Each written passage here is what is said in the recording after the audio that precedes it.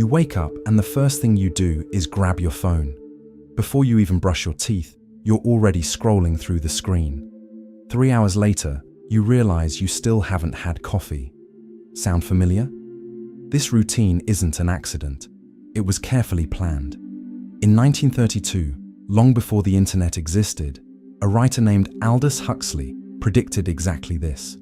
He saw that in the future, people would be controlled not by force, but by pleasure, and that they themselves would ask to be controlled. The most frightening part. We're living in exactly the world he described, and most of us don't even realize it. Imagine if someone told you that you're being manipulated at this very moment, that your choices aren't really yours, that there's a massive system working 24 hours a day to keep your attention glued to a screen. Would you believe it? The truth is, we're in the middle of the greatest mind control experiment in human history. But unlike science fiction movies, nobody's pointing guns at our heads. Instead, they're offering us exactly what we want: infinite entertainment. Aldous Huxley understood something that his contemporaries couldn't see.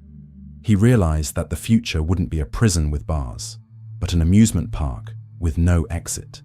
And the door to this prison would be kept open. People would simply choose not to leave. In the world Huxley imagined in Brave New World, there was a drug called soma, a substance that made people feel good, but also prevented them from thinking deeply about their lives. Today, that drug doesn't come in pills. It comes in pixels. Every time you pick up your phone, you're taking a dose of digital soma. Every notification is a small injection of pleasure into your brain. Every like, every comment, every new video is another sip of this addictive substance that keeps you always coming back for more. The most brilliant thing about this system is that it doesn't look like a control system. It looks like total freedom. You can watch anything, anytime. You can choose from millions of options. You can interact, comment, share. You feel in absolute control. And that's exactly how you should feel. But there's a crucial difference between the soma in the book and our current entertainment. Soma was honest about what it did. It was clearly a drug.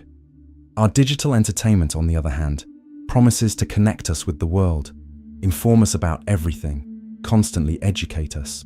Meanwhile, it disconnects us from reality, misinforms us, and systematically dumbs us down. Decades after Huxley, another French thinker named Guy Debord created a concept that perfectly explains our times: the society of the spectacle. Debord showed that our real life has been replaced by an infinite collection of images. We no longer live direct experiences. We live representations of experiences. Think about it. How many times have you photographed a plate of food before eating it? How many times have you recorded a concert instead of simply watching it? How many times have you documented a moment instead of fully living it? Debord called this spectacle, when life becomes a performance to be consumed by others.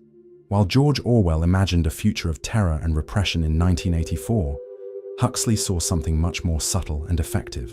He predicted that we would be controlled not by what is denied to us, but by what is offered to us in excess. Not by scarcity, but by total abundance of entertainment. The difference between these two visions is fundamental to understanding our current world. Orwell's world generates revolt and resistance. People fight against visible oppression, but Huxley's world generates satisfaction and gratitude. Why fight against something that makes us feel good? Why question a system that constantly entertains us? And here we arrive at the central point of this analysis. Huxley was completely right. We live today in exactly the world he described in 1932. A world where people are controlled through pleasure, not pain. Where freedom is voluntarily traded for infinite entertainment. Huxley wasn't just any writer creating fiction for fun. He came from a family of brilliant scientists. His grandfather was one of the greatest biologists in history. His brother won the Nobel Prize. Aldous deeply understood human nature and the science behind human behavior. When he wrote about control through pleasure, he wasn't just inventing an interesting story. He was applying solid scientific knowledge about how our mind works. He knew that we are creatures driven by basic impulses. that we always seek the easiest path, that we prefer immediate pleasure over future benefit. The society Huxley imagined had a conditioning system that started from birth. Children were educated to accept their place in society through sophisticated techniques called hypnopedia, learning during sleep. They heard repetitive messages that shaped their personality before they could even think for themselves. Today, our conditioning started much earlier than Huxley imagined. 2-year-old children already know how to use tablets with impressive skill. At 5, they watch cartoons for hours without stopping, absorbing values and behaviors. At 10, they have their own cell phones. And at 15, they spend more time looking at screens than interacting with real people. But the difference is that in Huxley's world, conditioning was obvious and institutional. There were laboratories, scientists, a clear and visible system of control. In our world, conditioning is completely invisible. It happens in our homes, in our bedrooms, in the palms of our hands. Technology companies hire the best neuroscientists, psychologists, and behavior specialists in the world. They study exactly how our brain reacts to different colors, sounds, movements, and patterns. How we can be conditioned to automatically perform certain actions. How we can become addicted to certain digital experiences. Every element of an app is tested thousands of times with user groups. The exact color of a button. The specific sound of a notification. The precise time between one stimulus and another. Everything is scientifically calculated to generate maximum possible dependence. To make you always come back, more and more frequently. And it works frighteningly effectively. Studies show that people check their phones more than 150 times per day. This means that every 6 minutes you're awake, you feel an almost irresistible need to look at the screen. Can you think of any chemical drug more addictive than this? In Huxley's book, there were different well-defined social castes. The alphas were intelligent and led society. The betas helped with administration. The gammas, deltas, and epsilons did simpler and more repetitive work. Each group was genetically modified and psychologically conditioned to accept their role and be completely happy with it. Today, we don't have official castes or genetic modification. But digital entertainment has created a social division very similar to what Huxley described.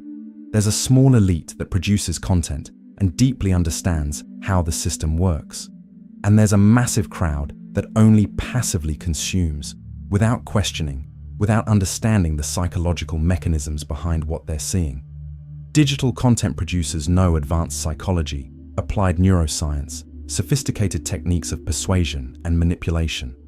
They know exactly how to capture and maintain attention, how to generate specific emotions, how to make people act in certain ways, how to create psychological dependence. Meanwhile, consumers sincerely believe they're just having innocent fun. They don't realize that every click, every scroll, every second watching is being monitored, analyzed, and used to manipulate them even more efficiently in the next interaction. Artificial intelligence has made this process even more powerful and personalized. Now, the system learns about you individually, in real time. It discovers your specific weak points, your particular fears, your secret desires, your deep insecurities, and it uses all this intimate information to create personalized content that you simply can't resist. Debord explained that in the society of the spectacle, all human relationships become mediated by images. We no longer interact directly with the world or with people. There's always a screen, a camera, a representation between us and real experience. Authentic life disappears, replaced by its spectacular version. Huxley showed that perfect control doesn't need physical violence. It doesn't need explicit threats. It doesn't need fear or terror. Perfect control makes you feel like you're choosing freely. It makes you believe you're in total command of the situation. It makes you actively defend the very system that controls you. Think honestly about how many times you've defended your right to use your phone whenever you wanted. How many times you've gotten genuinely irritated when someone suggested you were addicted to social media. How many times you've justified hours lost watching videos as deserved relaxation time or necessary rest. That's the diabolical genius of the current system. It has transformed control into individual rights. manipulation into personal freedom, addiction into conscious choice, and any criticism of the system is automatically seen as a direct attack on your individual autonomy and basic rights. In Huxley's world, the most dangerous people to the system were those who questioned the imposed artificial happiness. There were characters like Bernard Marx who felt uncomfortable with all that forced joy. And there was John, the savage, who came from outside conditioned society and could see how completely artificial it was. Today, the most dangerous people to the entertainment control system are those who consciously choose to disconnect, who voluntarily limit their screen time, who prefer reading physical books to watching quick videos, who value deep and meaningful conversations more than likes on superficial posts. These people are quickly labeled as weird, antisocial, out of fashion, or simply boring. The system has created a powerful social stigma around those who choose not to fully participate in constant digital entertainment. It's a subtle but extremely effective pressure to keep everyone inside the spectacular matrix. Huxley realized that artificial happiness can be infinitely more addictive than any known chemical drug, because it meets fundamental and deep psychological needs of human beings. The need for social belonging, for external validation, for constant mental stimulation, for escape from uncomfortable reality. Modern entertainment is scientifically designed to meet exactly these ancestral needs. It offers an artificial version of community through instant comments and likes, an artificial version of success through views and followers, an artificial version of adventure and discovery through infinite games and series. And since these psychological needs are never really satisfied by the artificial and superficial versions offered, we create an endless, vicious cycle. We always need more content, more stimulation, more validation, more escape. It's a psychological hole that can never be filled because it was deliberately designed to always be empty. Debord showed that spectacle is not a collection of images, but a social relationship between people mediated by images. What matters is not the specific content of entertainment, but how it reorganizes our social relationships, how it makes us relate to each other through representations instead of direct experiences. Time has become the most valuable currency of the digital age, and entertainment is the most efficient system ever created to steal this currency from us, second by second, minute by minute, hour by hour. Without us consciously realizing it, entire years of our life are transferred for free to the bank accounts of companies that profit from our attention. Huxley wrote about a world where people didn't have time to think deeply because they were always busy with pleasurable activities. There was always something fun to do. There was always some distraction available. Boredom was completely eliminated from human experience. Today, we've managed to eliminate boredom in a way Huxley never imagined possible. We no longer need to plan our entertainment in advance. It's always there, in the palm of our hand, infinite and personalized to our specific tastes. We never again need to be alone with our own thoughts for more than a few seconds. But Huxley knew something fundamental. Boredom is absolutely essential for human psychological and spiritual development. It's in moments of silence and emptiness that we have our best ideas. It's when we have nothing external to do that we begin to question our life. It's in the total absence of external stimuli that we finally come into contact with our inner world. By completely eliminating boredom from human experience, entertainment has also eliminated our natural capacity for self-knowledge. We never have enough time to process our experiences. We never stop to honestly reflect on our choices. We never question whether we're really happy or just constantly distracted. Collective memory has also become a victim of constant entertainment. Huxley showed a society where the past was completely irrelevant. People lived only in the immediate and hedonistic present. There was no meaningful history. There was no cultural tradition. There was no learning from past mistakes. Today, our personal and collective memory is being systematically outsourced to machines. We no longer remember phone numbers because they're saved in our phones. We no longer remember routes because we have GPS. We no longer remember information because we can search for everything instantly at any time. But there's a fundamental difference between having immediate access to information and actually knowing something. Real knowledge requires time for mental digestion. It requires deep reflection. It requires creative connection between different ideas. And this only happens when we stop consuming new information and begin to calmly process what we've already received. Constant entertainment completely prevents this processing by incessantly bombarding us with new information. Each day brings different news. Each hour brings different videos. Each minute brings different posts.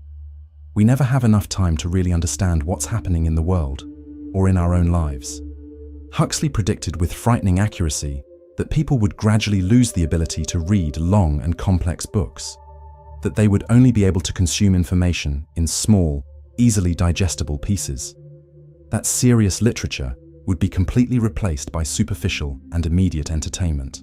Look honestly around you. How many people do you know who still read books regularly?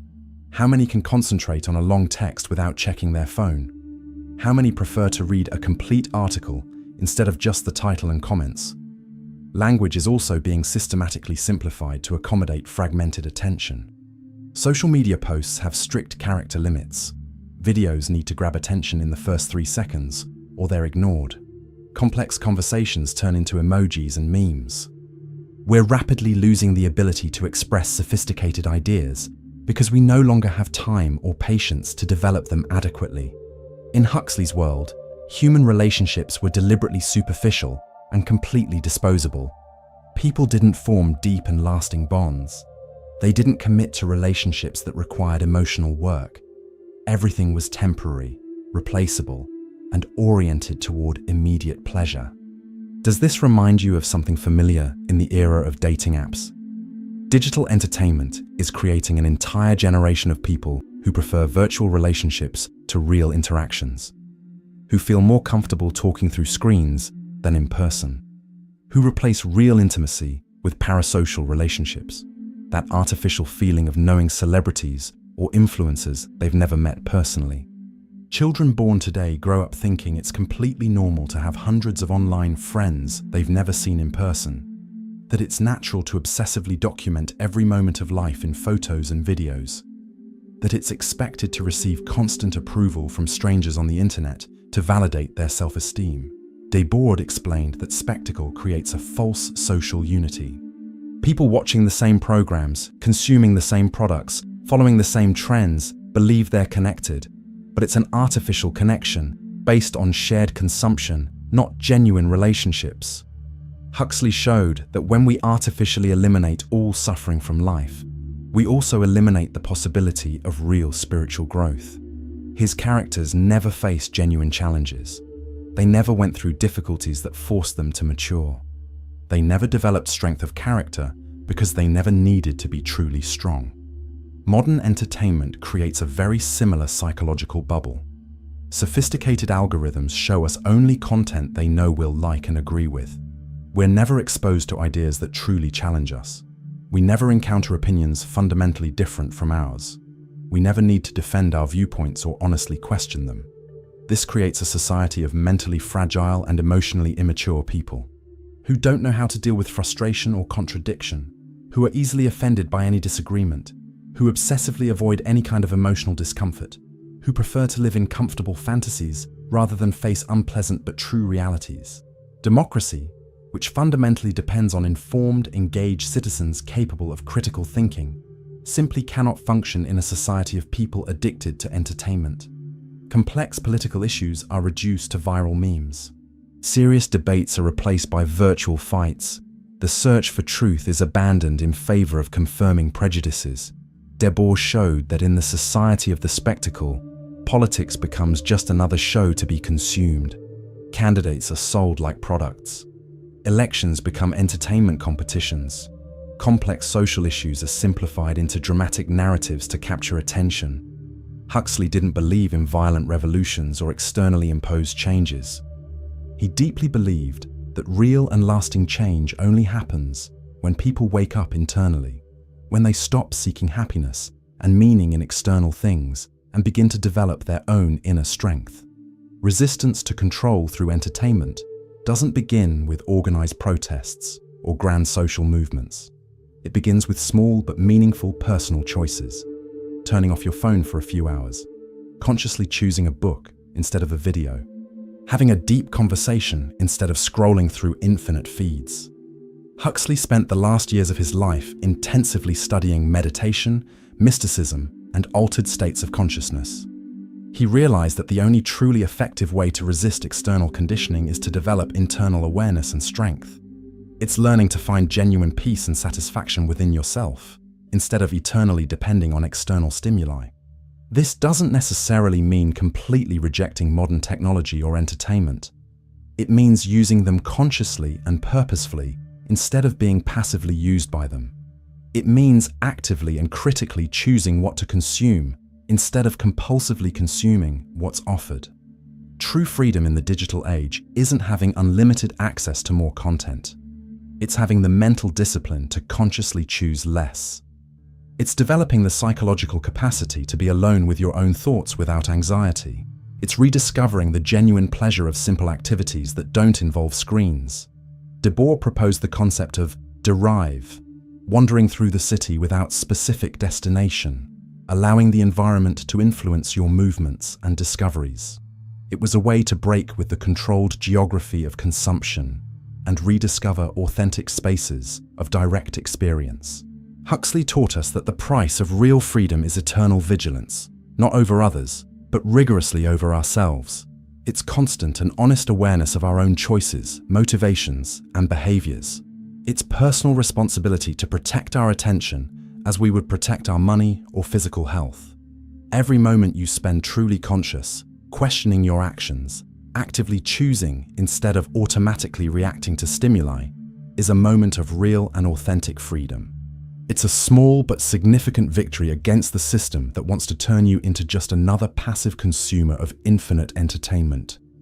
The final irony is that Huxley and Debord showed us that the perfect prison is one that prisoners don't realize is a prison, one that they defend, one for which they're grateful, one that they confuse with freedom.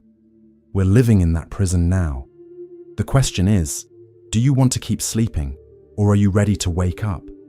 Aldous Huxley left us a prophetic warning that remains more relevant today than when it was written almost a century ago.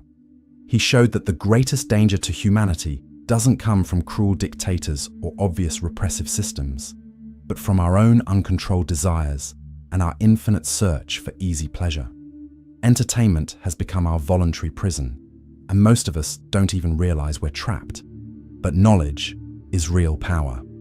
Now that you understand how the system works, you can make genuinely different choices. The key isn't to completely reject technology or entertainment, but to find balance. Consciously choose content that truly adds value to your life, like educational videos that expand your mind. Develop the habit of questioning everything you see on the internet. Not everything is true, and much is manipulation disguised as information. Don't let yourself be constantly shaken by the dramatic news that bombards you every day.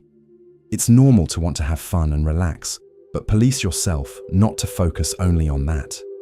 Set aside time to leave the house, talk with real people, have genuine experiences away from screens. Your real life, with true relationships, is worth much more than any virtual reality. You can recover your attention and your time. You can rediscover the deep pleasure of thinking clearly. You can become truly free, not just feel free. The choice, as Huxley always knew, is eternally yours. If this content opened your eyes to this hidden reality, subscribe to the channel for more reflections that go against the current of automatic thinking. And leave your like so more people can discover these fundamental truths that can transform their lives. Your awakened consciousness is the first and most important step toward real freedom.